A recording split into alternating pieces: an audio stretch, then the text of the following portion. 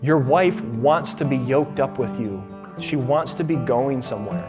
Just supplying material provision is not the same thing. That's not a vision of where you're taking your family.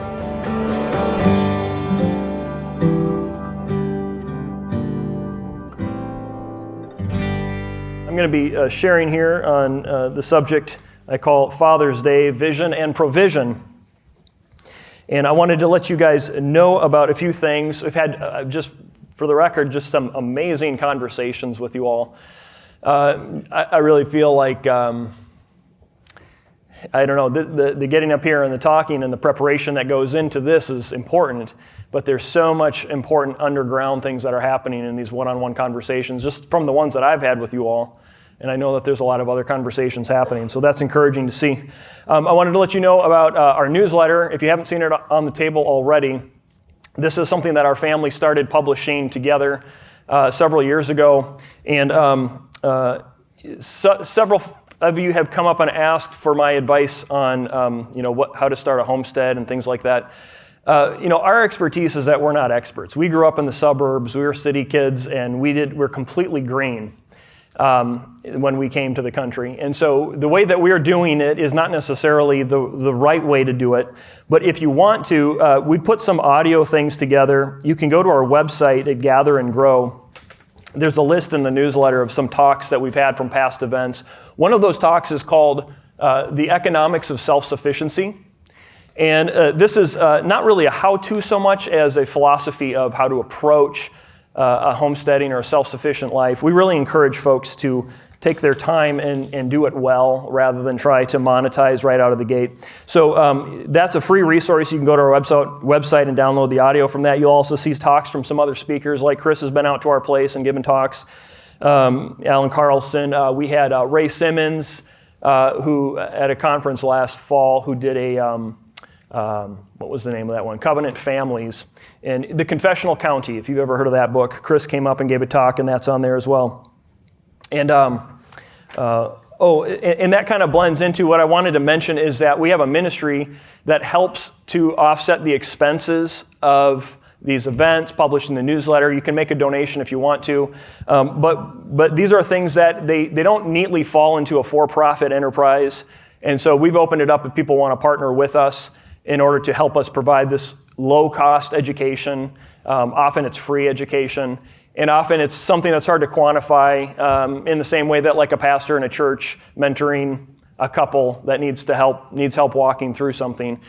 We find ourselves in that position a lot, and we want to be able to help these families if they're trying to establish. We want to help your families if you want to establish a family economy.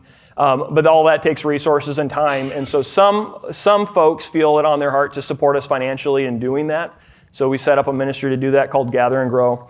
And you're welcome to take a look at that if that's something that you're interested in.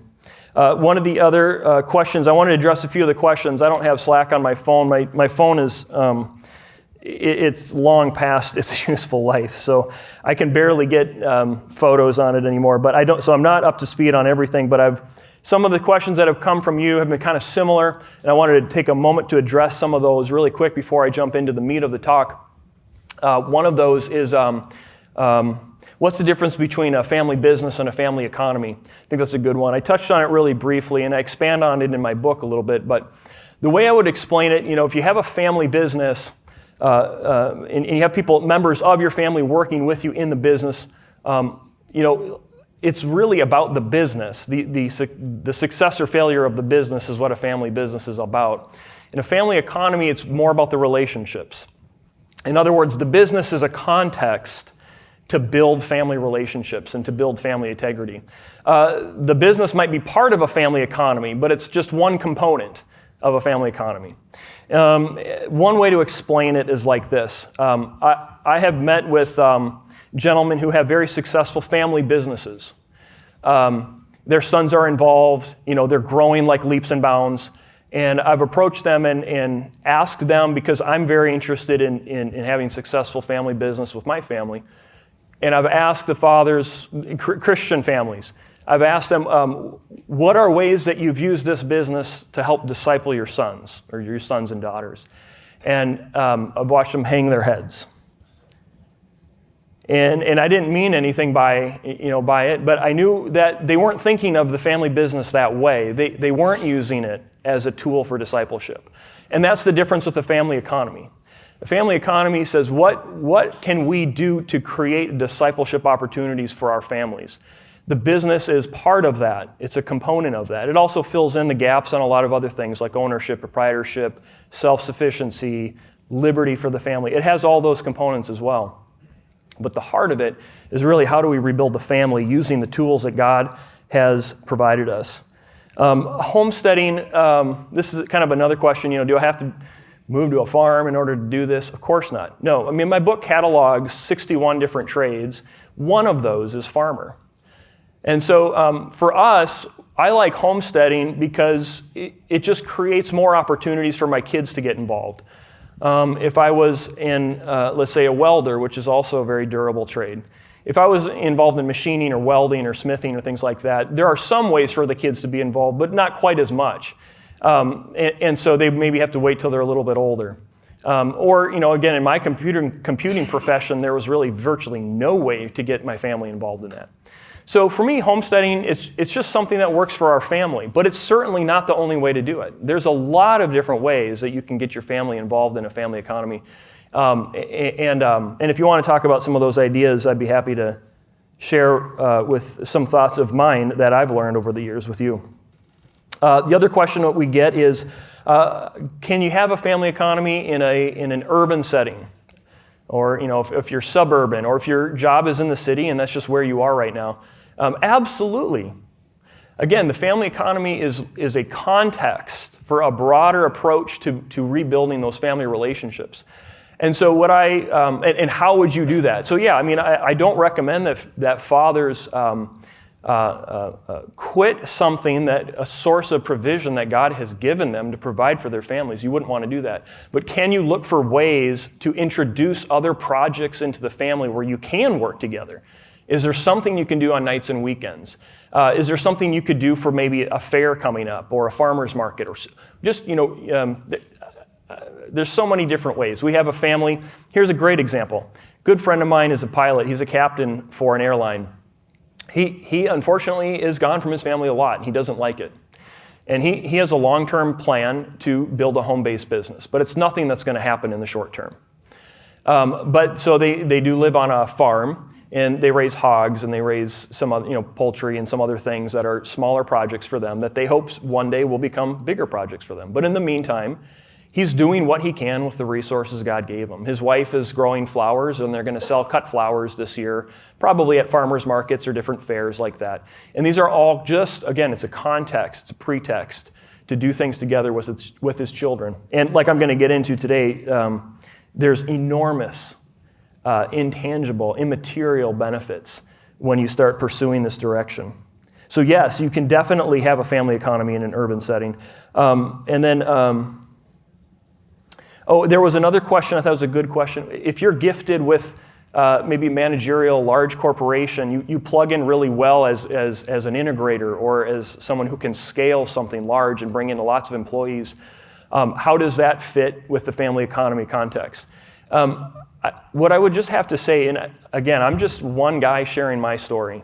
There are. I don't know the answers to everyone where you're at. I would say that you need to start on your knees for this. And that if God has given you giftings in certain areas and callings in certain areas, you have to be obedient to the calling that God has given you. If God has put a call in your heart to have more time with your family, there's one quote that I think of. It goes something like this: no earthly success can make up for failure in the home. If God has put something on your heart where you do want to be more present at home, I believe He has a plan for getting you there. And I think you need to be obedient to that calling as well. So I don't know maybe if I answered anything or not, but maybe I stirred up more questions. But I'm here. I'm happy to answer what I can. But again, this is my story, and it maybe won't apply for everybody. I wouldn't expect this to apply for everybody in every circumstances. But I do know that there are some fathers out there that feel something's off, and I'm just trying to articulate what I've experienced, and it might be something that's helpful for you.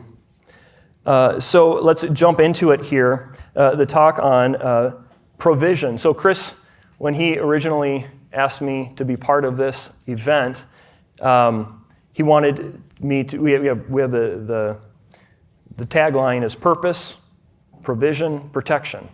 And so he asked me to speak on provision, and more specifically, he wanted me to speak on how do you do all this without ending up in a cardboard box?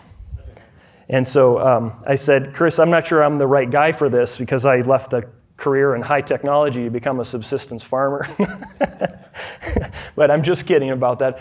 I wouldn't have chosen this course of life if I didn't think that in the long run it would actually be more fruitful and more profitable than the course that I was on, and that the course that I was on wouldn't inevitably lead to a dead end. So I have my reasons, but it does beg the question, what really is provision? And I've spent some time thinking about this.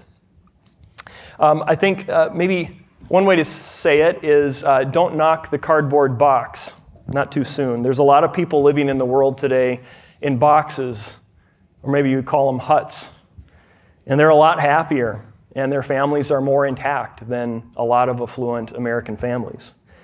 We've been to Tanzania, my wife and I, and it's kind of remarkable when you get into some of the less advanced cultures of the world, how much happiness and joy can come through the simplest of things. And like probably not the only person that's come from the West thinking I had something to share or give, you come away from those experiences learning something about yourself, and maybe that the things that we thought we needed are not as important and not actually as fulfilling as the kinds of things that we saw in very primitive cultures. So I guess what I'm trying to say is we need to have our priorities straight before we go into this. If the question is, how do I keep all of the amenities of modern upscale living without any of the downsides, then we might not be connecting all of the dots. So do we need all this stuff, and how do we quantify that? I came up with two forms of provision that I want to talk about today. The first would be considered material provision. The other would be considered immaterial provision. And under material provision, I have this: income, instruction, and inheritance. So let's start into this. So in terms of material provision and income, there's this concept of the good life with the Greeks. If you read any of the philosophers, the Greeks are talking about this concept, this pursuit of the good life. And what does that mean? And let me read from Doughton Lesham. He says, contemporary economists, meaning economists in our day, typically hold that the natural situation for humans is to live in a world in which means are scarce. On the contrary, ancient Greek writers on the oikonomia, which is the household, believe that humans live in a world of natural abundance that is sufficient for what people need for subsistence. From their perspective, the main task of economic rationality is to advance the good life as they understood it, which means support for philosophy, for involvement in public life, as we just heard about, and also for not giving in to what they viewed as the unnatural urge to pursue economic goals or luxuries for their own sake. So there was the basis understanding of income as providing for your basic needs. The subsistence is what I would say. And I encourage people who are pursuing any degree of self-sufficiency to focus on their own subsistence before trying to monetize tomatoes. I had a friend of mine sent me a meme one time that said something like, growing tomatoes is the best way to devote 3 months of your life to saving $2.16. And there is truth to that. But there are other reasons, which I get into in another talk. Actually, I think it's in the one I mentioned. But there is this basic idea that the income, the material provision of what you're doing for your family, is to secure, not to maximize at all costs the financial aspect of it, but to provide enough so that you can engage in the nobler pursuits in life. I wrote in a previous newsletter that, I'll just read it. I wrote this: family both motivates and constrains a man's ambition. It motivates the man to a minimum ambition to provide for his family, lest he be found worse than an unbeliever on Judgment Day. But family is also a limit to man's ambition, a sort of governor installed by God. A man whose ambition leads him to neglect his family is disqualified for leadership in God's employ. For if a man cannot manage his own household, how can he take care of God's church? It doesn't matter if he is successful in business, wealthy in holdings, or famous and well-connected. If he is a failure in the home, he is unfit to lead. He must rather neglect his ambition and tend to his family until such a time that balance is restored and his family is healthy again. So that's income. Instruction. So this would include, a father's source of provision includes the education and the discipleship of his children. I think fathers, it's important to understand and grasp this, and I'm fairly certain that those of you who are here today who made the effort to come, you understand this well. But not all fathers do. Not many fathers do. Even if you're homeschooling, you're still responsible for the education of that child. Even if your wife is doing most of the teaching, you are ultimately responsible for their outcomes before God. You will be held accountable for the spiritual formation of your children, not your youth pastor. It won't be your pastor's fault. You will be held accountable. So no matter who is educating your children, whether it's a classical education in a private school, or whether it's a public school, or whether it's at home and your wife's doing it, fathers need to take the lead responsibility on instruction. This falls under your purview. This is part of your provision. Apprenticeship. Apprenticeship prior to really the 20th century was the primary on-ramp to college to life and career for thousands of years. And apprenticeship typically happened within the home. Sometimes they would find mentors outside the home, but that meant it fell to fathers to apprentice their sons, to create a skill set, a base of skill sets in which they could engage in providing material provision for their own children. One of the things that we find in today's society is, certainly there's a dearth of mentors. There's a dearth of applicants as well, or would-be apprentices. But we've lost that generational link as we began to move into the factory, and as the entirety of the apprenticeship process, moving from an apprentice to a journeyman to a master, when that was reduced to a singular task. I talked about Willie Bryden opening a mule cart door every day, all day long. When we remove that component of learning the whole process, say, of creating a shoe, right? A shoemaker, of slaughtering the animal, tanning the hide, dressing the hide, and then making laces and shoes and soles and putting it all together. That's how most professions were engaged and apprenticed up until about 1830s, 1840s, and then much less so into the 20th century. But they knew the entire process of everything. That's what apprenticeship was. Along the way in that, and what's been lost in that, is we make more shoes now. Arguably, are they better? Yeah, maybe some of them are better, but we certainly make a lot more shoes than we used to. And you don't find family shoemakers very often anymore. But what has been lost is there was the relationship happening the entire time. There years and years. And an apprentice would typically take 4, 5, 6, 7 years to become a master under the mentorship of someone else who was a master. For all of history, that's how people learned. They were trained by masters. They would go seek out masters in any profession and learn from them. But fathers, that's you. You're the master in your family. And one of the things that we find ourselves, we've woken up in a very highly specialized culture. You have skill sets that your children may or may not be interested in following after. It's very uncommon now for children to follow in the footsteps of their father's careers.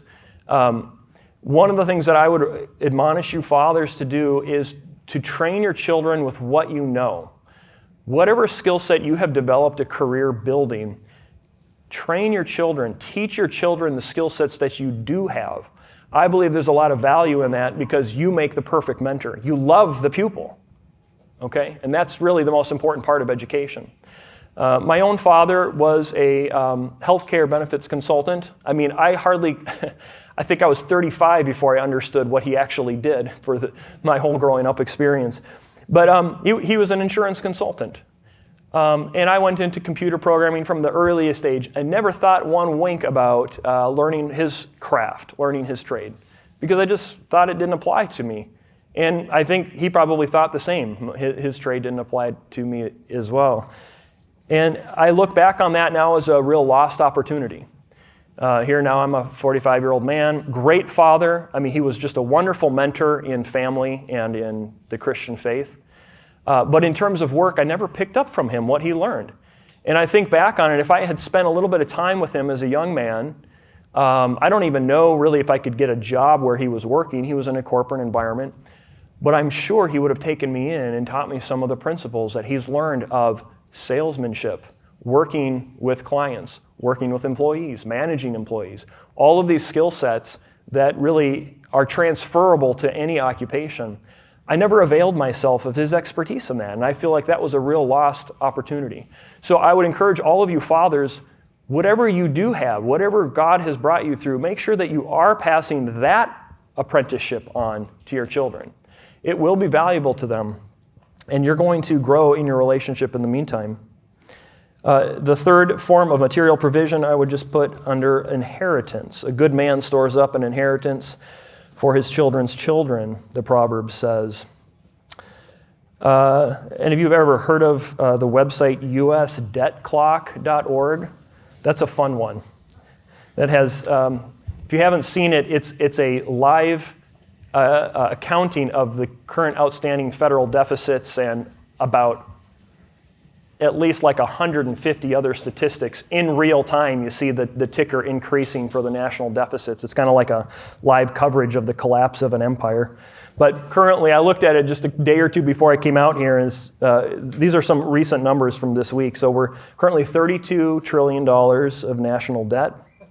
We have 120% debt to GDP ratio. That's up from 58% in 2000 and up from 34% in 1980, which means we're basically in the banana republic stage now of deficits. We're paying $563 billion in interest every year on those deficits. To put that in perspective, the entire military defense budget for the United States is $780. We're paying $563 billion, almost the entire military defense budget every year in interest on our debts. The average citizen has $73,782 in personal debt. So if a good man stores up an inheritance for his children's children, what do the wicked leave behind? Just something to think about there.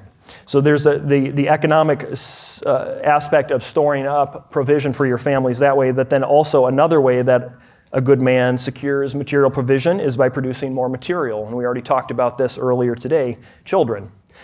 Today we have a phenomenon called non-family households in the U.S. Census. Honestly, there's a column in the U.S. Census called non-family households. I don't really know how they kind of marry those two terms, but it means a single person or an unmarried person. And it's confusing because the entire concept of a household historically, as Chris has talked about and we've gone into today, is that it's a family that exists as an enterprise together. That's the concept of a household. Back in 1940, the non-family households were made up 10% of the population. In 2022, it's 36% of the population. In 1940, married households made up 90% of the statistics of the households in America, and today it's down less than 50%. And if you're doing the math here and you're wondering why these don't all add up exactly, it's because there's an other households category that I didn't really want to drill down into and figure out what other households meant in that. But it's not that people aren't storing up for their children's children right now with all these debts. It's that we're at a point now where people aren't storing up children, and there won't be any children's children. So I think that there is a judgment that's over our nation. We talked about the declining birth rates. I think that part of this is the hearts of the fathers turning away from their children, and this is part of the consequence of that. Tangible inheritance. So I list out one of the categories that I score trades on in durable trades is what are the professions that generate a tangible inheritance? There are a lot of examples like that, and this is something that you can consider in your careers, is are you involved in activities that automatically generate tangible assets for your children, such as, let's just say, for example, farming. You're going to have land, right? There's a very tangible asset. Let's say you're getting into innkeeping, which is, I call it innkeeping, but modern day that would just be a landlord. It would be having rental properties. You're automatically, by virtue of that profession or engaging in that career, you're generating tangible assets, real estate assets for your children. It's just part of the process.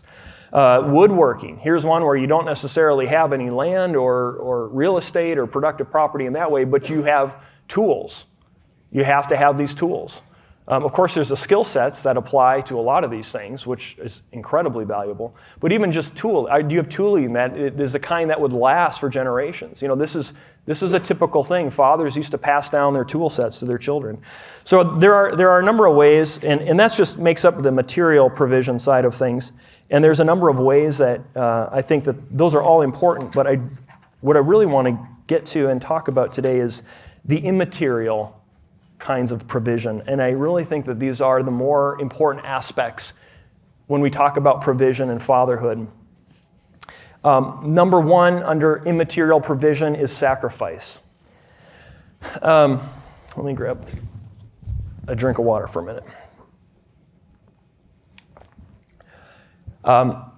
We have attempted to help families and fathers any way that we can for a number of years now to help walk this out if they're interested. Like I said, this isn't something that everybody jumps at, but there are some families who want to build family economies, and we like to help them if we can. And one of the questions that I continually get, in terms of how, I might be at a talk like this, and I would have someone come up to me, and they'd have really bulging eyes, and they just say, "How?" Right? And I know exactly what they mean, because that's what I was facing a number of years back. How can I do something like this? It's so countercultural and against the grain in the modern society to do these kinds of things. And I used to have one answer for that, which I think is still a good answer, which is you get on your knees and pray for a vision from God, and then take the first step. And that is the solution, because I can't tell you how.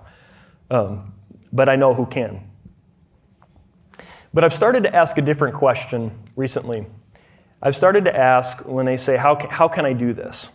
I've started to ask, what are you willing to sacrifice? One of the things that I've run into is that I might walk with someone for a season, and I have done a lot of things and tried to bend over backwards as best as I know how to encourage, to plan, to strategize, to connect. There's a lot of things that I would do to try to help another father, because I know I've seen the fruit so many times, and I know the difference that it makes in the lives of those families if they can figure out some way to work together and build a home economy. So I really desire it. But what I've seen time and time again is that ultimately, when it comes time to take that first step of faith, there's just too much fear there, and there's just they stall out and they don't move forward. And so a lot of it comes down to sacrifice, not being willing to sacrifice something of the current way of life. They might throw up, I got to pay the mortgage, or I got to make the car payment, what about health insurance? And these are big questions. I'm not saying these are small things. They're big questions. But I think Jesus said you got to count the cost before you build the structure, right? Before you build the new structures, you got to count the costs. And this is part of counting the cost. So you need to really introspect and ask yourselves, what are you willing to sacrifice? If I took you up to the top of a cliff and pointed to the raging river down below, I don't know, do you have the raging rivers out here and people whitewater raft on those? Yeah, maybe? Okay. I haven't been. I crossed over the river from Portland on our way here, but I haven't seen I haven't seen any rapids. But if I took you to the top of, let's say, a 30, 40, 50-foot cliff, and I pointed down, I say, you should jump in there. It's a good time. It's a lot of fun, right? You should do it. I did it, and it was a lot of fun. You should do it too. You might look at me and say, I think I'll pass. No thanks. But if I'm standing there and I say, you could come up with all kinds of reasons why, yeah, it might be fun, but I'm not, I think I'm good where I'm at. I'm dry. I don't need, whatever. I didn't bring a change of clothes. But if I said, your family's drowning down there, do you see them? They're drowning. Who would not jump in that moment and throw everything aside, clothes, caution, whatever, who would not jump in that moment to save their family? Right? Well, I know families where the wives and children are drowning and the husbands are not jumping in. They're more concerned about giving up the things that they're comfortable with or pleasing other people than they are about rescuing their families. For some men, that's their hobbies. It's their me time. For some, as I mentioned, that might be their mortgage or a bigger house. We had a gentleman that I interviewed who became a painter. And part of him starting up a home-based business or a family business was he left his job as a director of he was a corporate director. And he was doing very well, but he was never with his family. So he decided to start an exterior custom painting business. His name is Adam Severson. And in order to do that, he had to make some sacrifices. They sold their house. They moved further out in a rural location and bought a smaller house. Then that's how he was able to finance the beginning of this operation. Now, it didn't take him too long, but he knew he was going to be in the negative territory for about 2 years before he would come back up. And sure enough, within a couple of years, he was doing just fine. He was making more financially than he did as a corporate director. But more importantly for him, he was able to involve his wife and his kids were part of the business. He was able to be at home more with his family. And at the time, last time I spoke to him about it, I don't know where he's at now, but they were planning to purchase a second house now because they could afford it and rent out the first one. So he was going to open up a rental property. So that's one example of how one man's sacrifice was blessed and he was able to move into another situation. Another gentleman I met a week ago, in fact, probably about this very minute, a week ago in Kentucky. We were at another conference. His name is Andy. Andy, great story. He came up and just shared his background. He is a postal worker for the town that we were visiting. And they felt God put it on their heart to start homeschooling their children. His wife was a public school teacher. Actually, she was so convicted that she could no longer refuse to declare the glory of God in the classroom. She knew she was going to get fired, so she was either going to quit or get fired, but she felt, I cannot in good conscience go on and not say what I believe to be true in the public school. And so she ended up quitting, and they started homeschooling. They had 3 kids. They're old. I think their daughters were in their late teens, maybe like 15, 16, and then they have a 12-year-old son. And so they started that way, and the father told me that it worked well for the daughters, but he could see over time that his son something wasn't clicking. Something wasn't working out, and he could sense that there was a problem there with his son, and he knew that it's me. I'm not there. I'm gone all the time. His job, the particular way his job worked out is he just was never there. Even though his kids were at home and even though his wife was doing their best to disciple the kids. So one way around this, and this goes back to, can you have an urban job? Can you do this in an urban setting? He started a landscaping business with his 12-year-old son on the side, on the weekends. And he said his son would mow lawns. He taught him how to use the riding lawnmower, and they would go and they picked up some properties around where they lived, and they would do various landscaping projects for these families. And he said his son, this is great because the dad said his son is the best employee he's ever hired. He's so competent. He works hard. He does exactly what I tell him to do. Did you smump one of your sons out there? Yeah, same thing. You're training them up. I mean, you have the best assets on your hands if you're the one doing the training. And so he said, it was going great, and it really brought them together as father-son. He saw his son begin to flourish, and he told me that by September, he's planning to quit his postal job. The business is booming. It's so successful, he's going to be able to walk away from it. Oh, and I forgot to mention this important part. Part of their process of getting into a position in order to afford this lifestyle, because the wife actually brought home more income than he did as a public school teacher. They sold their house.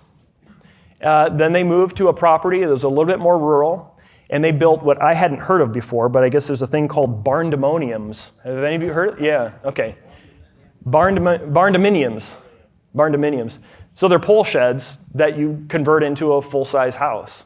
And you can do it at a fraction of the cost. I mean, he said he bought like a $50,000 kit, and he built out the whole thing. So saved hundreds of thousands of dollars on what would be an ordinary conventional construction. Yeah, so look into that. That's pretty interesting. But here's another man who he saw his family was drowning. He knew it. And he took some drastic action. He was willing to sacrifice. And that's part of provision. Salaries. This is a good one. I wrestled with this one myself. I'll just share my own experience, but when I felt the draw to do something that was more family-centric, I knew I was going to be taking a pay cut. And I was going to be taking a pay cut at kind of the prime of my life. I heard someone say one time that the big secret is nobody really pays you any money till you're 40. I don't know if that's the case or not, but I was about 40 and I was contemplating taking a big pay cut. So I wrestled for years on this one point. Am I ruining my family by trying to build some meager little household business in order to be with my family? Was I ruining everything by walking away, like turning down a much bigger salary in the corporate job or in a more time-intensive kind of career? I've had a lot of experience in technology. I would be working now typically as probably a CTO of a technology company, would be probably the fit for my skill set at this stage in my life. And you get paid a lot of money as a CTO. And so I wrestled with that. And the funny thing is, I was telling my wife about this as we were preparing our talk, is we look back on that and laugh about it. That everything that we have in exchange for walking away from a bird in the hand, so to speak, in order to pursue time with our family, our marriage, our family, our contentment, our vision for the future is far and away. There is no amount of money you could pay me to trade in what I have for this time with my family. And we're working really hard to make sure that we make ends meet. But we're working together. And I just have to say, it's a hard struggle to work through, but it's a sacrifice that I'm willing to make. And I'm one guy, so if you want an example, there's one for you. But it's for me, it's no contest. No contest. Another one is social or peer pressure, another form of sacrifice. Being a team player. Back many years ago, I was working at as a software consultant for a larger company, and we were doing, we were behind schedule on a software project. These are always arbitrary schedules in the first place, is the thing. I mean, they just are. But we were behind schedule on a work project, and so the boss came on a Friday afternoon and asked everyone in the department, there's probably 70 of us or so, asked everyone in the department to come in on Sunday to work. Sunday was Father's Day. And I was the only one in the department that said no. And they were shocked by this. Everyone else is doing it. We have to get this project done. Believe me, they didn't have to get the project done. But the point is that the pressure was intense. But I said no. Family comes first. And you know what? I was willing and prepared to lose my job in that moment. It didn't happen that way, but I was willing to do that. There's also the aspect of opting out. There's a million things, especially if you start bringing sports into the equation and extracurricular activities, there's a million ways that you can busy yourself, even if you're attempting to have a family economy. And there's more homeschooling co-ops than you could possibly join, even if you're trying to do these things and walking with other families that do these things. And there's a cost to opting out of some of that stuff.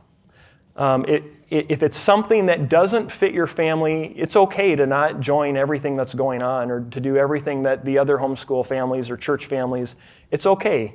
If you need the time together as a family, that's okay. Because we farm, our kids, we don't really do play dates. It's just we're not looking for extra things to fill up our kids' time because they're usually working on the farm with us, or we have something that we're doing together as a family. And if we were to get involved in a lot of extracurricular sports, we have 6 kids. And so you can imagine my wife and I could spend our entire week just carting kids around to extracurricular activities. We do some things. My daughter plays violin, and there are a few things that we choose, but that aren't too disruptive for the family.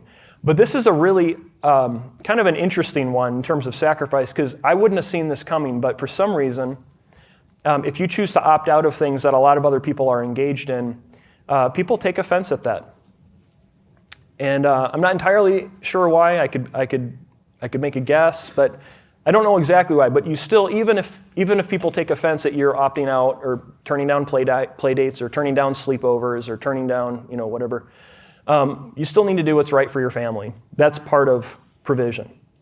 Oswald Chambers speaks sort of to this, I think. He says, if we obey God, it is going to cost other people more than it costs us. And that's where the sting comes in.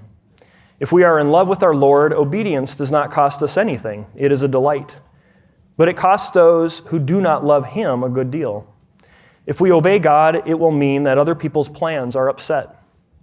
We can disobey God if we choose, and it will bring immediate relief to the situation, but we shall be a grief to our Lord. Whereas if we obey God, He will look after those who have been pressed into the consequences of our obedience. We simply have to obey and leave all the consequences with Him. The second form of immaterial provision is presence. Presence, the presence of a father. This is not just time. This is more than time. This is the projection of fatherliness, the projection of masculinity and of manhood. Common to all cultures around the world is the image of a man as the warrior, the priest, and the king. And this will take on some different forms depending on the culture, but they generally fall in those broad categories. Kids need to see you in these roles. I appreciate Nate so much for what he's been sharing as a warrior. Kids need to see their dad as a warrior. They need to see their dad as a priest, and they need to see their dad as a king. These are roles that they are going to need to take up one day for their families. Robert Bly, who wrote a book called Iron John, and he's not a Christian, so that caveat, but he has some incredibly insightful things to say about men and fatherhood.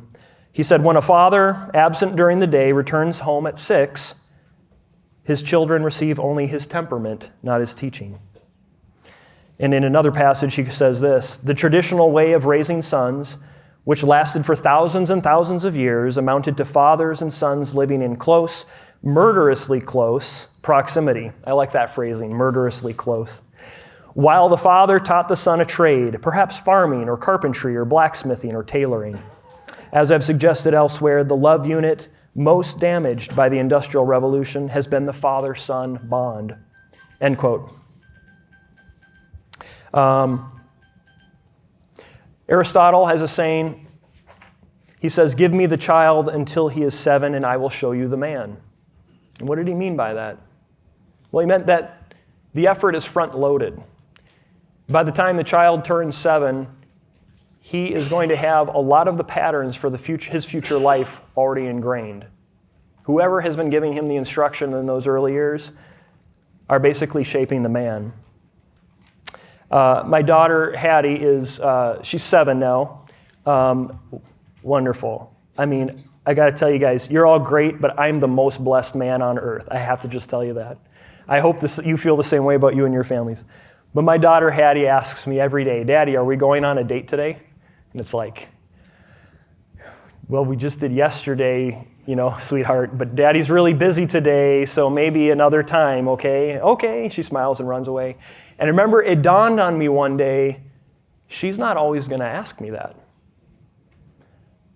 And it made me pause and reflect. And one of the things, if you're involved in ministry, as we've begun to become more involved in ministry, it kind of has this aura of like, it's more important to work than common work. It's not, but it's just you kind of have this sense of you're helping other people all the time, so you can kind of justify the busyness. So it's easy to get caught up in some of that, but it really caused me to check myself and say, am I really investing? In my ministry of ministering to families, am I really giving my family my presence? I have another quote I wanted to read to you. So this is also from a previous newsletter, but I say this: the world tells us to invest in yourself, which is probably better than investing in meme stocks. But even better is to invest in your children. My dad said to me once, and I've never forgotten it, I figured I had about 10 years to get through to you kids, meaning the investment is front-loaded while they are young. The job promotion, retirement account, college fund, tropical vacation, or dream home or farm can wait. And none of them mean a hill of beans to our kids who just want time with dad. There is no investment that yields a better return, so I'm just going to say it. Dads, this is your time. Leverage everything you have for the sake of your children. You will not regret it. Thirdly, vision. Chris has done a great job of instructing us in vision and purpose for our families, and I just have a few thoughts that I would add to his excellent talks. But I think a good way to think of vision is that you are a captain of a ship. And maybe some of you say, I don't want to be captain of a ship. I didn't ask to be captain of a ship, but you are captain of a ship. I would just ask you this: where are you going? Where are you taking your family? It's possible to be stuck in a hydraulic or just dry docked with that ship. And it might be safe, but ultimately that's not what ships were designed to do. So where are you taking your family? Do you guys ever remember that a couple of years ago, Costa Concordia off the coast of Italy, the capsized ship, the cruise ship? The captain ran it aground and then he fled the scene. Let's not be that father that abandons ship. We need to cast a vision that's big enough to keep our crew on board. How do you implement, and then how do you take that vision that's big, that adventure that God gives your family, and how do you implement it without creating a mutiny, to continue the ship analogy? Those are things that a father is called to do. Antoine de Saint-Exupéry says that if you want to build a ship, don't drum up people together to collect wood and don't assign them tasks and work, but rather teach them to long for the endless immensity of the sea.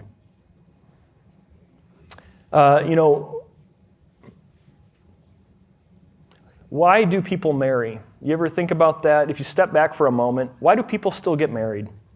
A man might work many years to establish himself, and then he risks it all to join together with somebody. And he doesn't know ultimately what's going to happen. It's a mystery. But he believes that there's something better than what he can achieve on his own. And we have to do the same with our families. We have to believe and we have to have vision. And then our job as fathers is to cast that vision and to inspire our families. Believe me, I said this earlier too, but your wife wants to be yoked up with you. She wants to be going somewhere. Just supplying material provision, just increasing the bank account or the retirement fund is not the same thing. That's not a vision of where you're taking your family. There has to be a sense of adventure.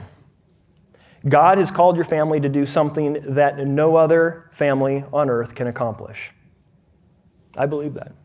I believe every family is unique, and that's why I can't answer the question how individually, but I can direct you to the one who can. But that's your job. As a father, these are your responsibilities. So to recap, material provision, income, instruction, inheritance, immaterial, which is really the more important form of provision, sacrifice, presence, and vision. Thank you.